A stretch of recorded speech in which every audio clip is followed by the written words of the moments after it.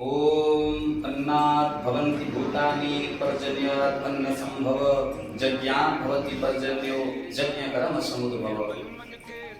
अन्न अन्नर ଏହି ଶରୀର ସୃଷ୍ଟି ହୋଇଥାଏ ଏବଂ ଅନ୍ନ ସୃଷ୍ଟି ହୁଏ ବୃଷ୍ଟିରେ ଏବଂ ସେହି ବୃଷ୍ଟି ହୋଇଥାଏ ଯଜ୍ଞ କର୍ମରୁ।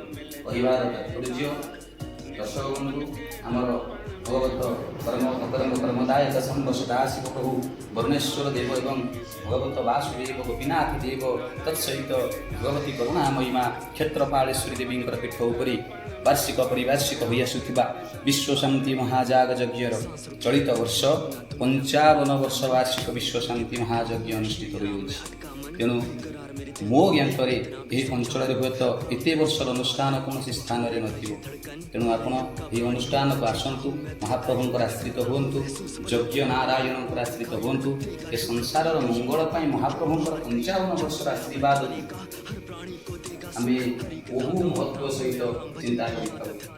ତେଣୁ ସେହି ପ୍ରଭୁଙ୍କ ଆଶୀର୍ବାଦରେ ଆଜି ପର୍ଯ୍ୟନ୍ତ ଆମେମାନେ ପହଞ୍ଚି ପାରିଛୁ। ପ୍ରଭୁ ଆଶୀର୍ବାଦ କରନ୍ତୁ, ଏ ଅନୁଷ୍ଠାନ ଏମିତି ଆଗକୁ ଯାଉ, ଏ ବିଶ୍ୱ କଲ୍ୟାଣ ହଉ।